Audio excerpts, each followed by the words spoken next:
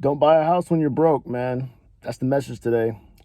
We have showings at our house. We're selling our home, and there's always going to be people who make offers on homes. I'm noticing with as little down as they possibly can.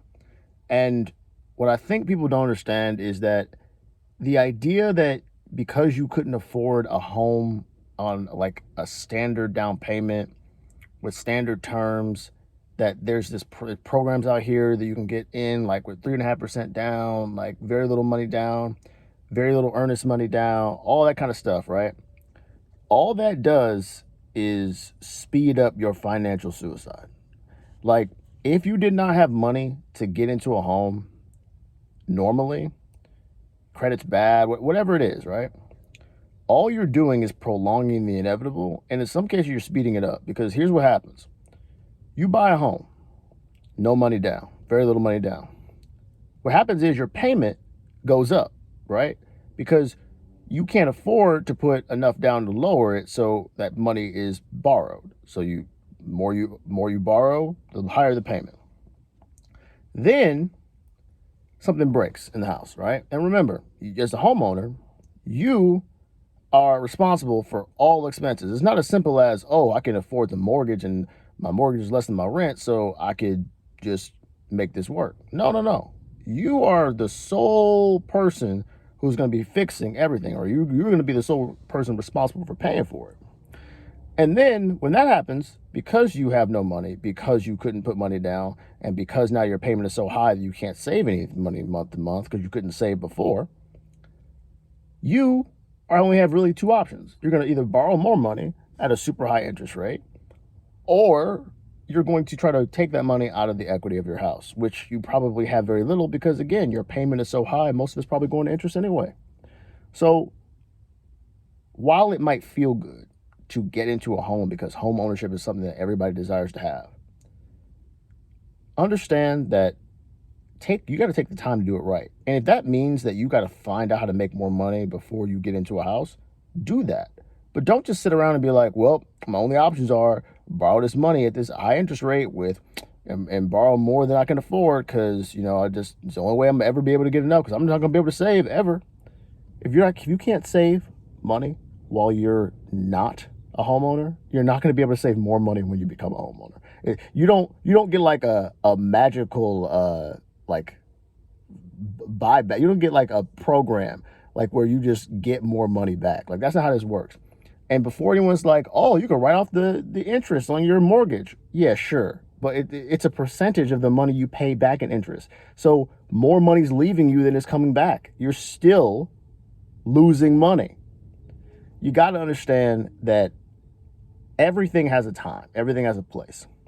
If you can't afford to do it the correct way, if you can't afford to save money first, then get into a house, have an emergency fund when you're in this house, don't do it, because all you're going to do is prolong the inevitable. You're going to be happy for a little bit, and then the moment those problems start to pile up, you're going to be in the shit. Understand, home expenses are not cheap. They get costly fast. Like, to replace a furnace, you're probably looking at like 10 grand. Unless you are someone who's already, like, someone who does it, and they'll take out labor for you, maybe. But again, if you all knew those kind of people all the time, you probably wouldn't be buying homes that you couldn't afford in the first place. So we got to just be realistic about where we are in our financial journeys. Is all I'm saying. And again, I say that because I just know that everyone, when they see a home, there's only a few things that people get really emotional and illogical about.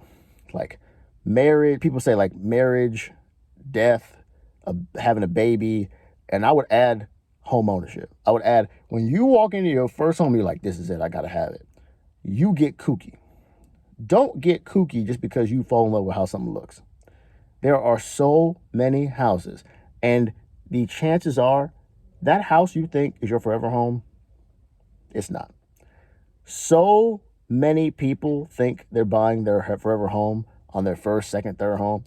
You're going to move. Like, the chances are you're not going to stay there forever. Some people do, but very few people do. Like, very, very, very few. So understand there's just more to home ownership than, just like any game, there's more to it than the basic rules. There's more to home ownership and paying for a house than, can I afford the mortgage and is that mortgage less than the rent? If you can't save money when you're renting, you are not going to come out better being a homeowner.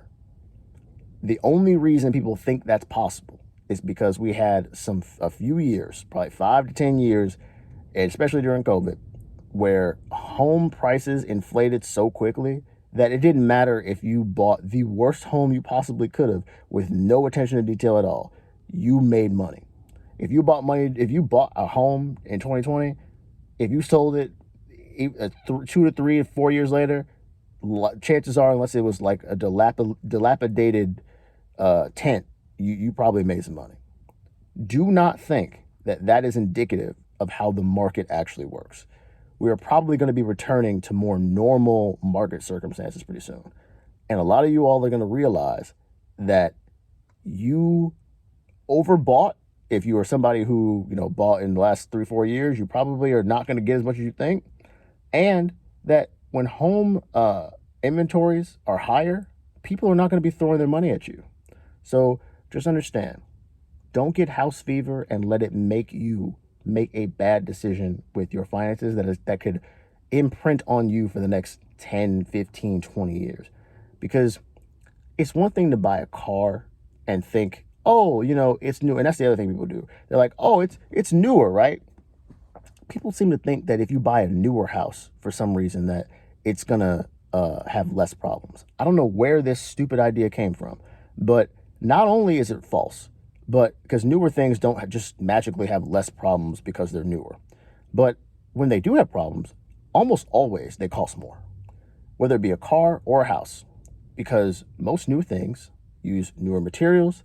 They use more modern finishes, and those things tend to be in demand more, so they cost more. Those are going to kill you. So just understand, just because you get a nice home too, that does not mean that you are exempt from what I'm saying.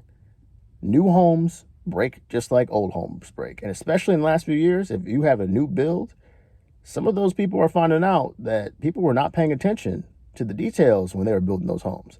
So don't assume that just because you have a nice fancy looking house that was built the last 3 years that you're coming out any better. Be prepared. Have an emergency fund before you put money in a house. And when I say emergency fund, I mean money that is set aside outside of your down payment. If you can't put a strong down payment down and have an emergency fund, you are not ready to buy a house. If you're somebody who's listening to this and saying to yourself, John, then I'll never be able to afford a home. That's my point. You aren't ready, and you're not going to be more ready just because you just because you did some magic with some financing. Moving money around with the financing and borrowing it does not make you ready to buy a home. Just because they say you're approved for X amount does not mean you can afford X amount. Do not let banks who are willing to take your money and make you a permanent slave to them, because they will take that payment forever. Don't let that be the killer of your finances. Wait until you're ready to actually buy a home. Have some money first. Don't buy a home broke. That's all I want to say. I'll talk to you later.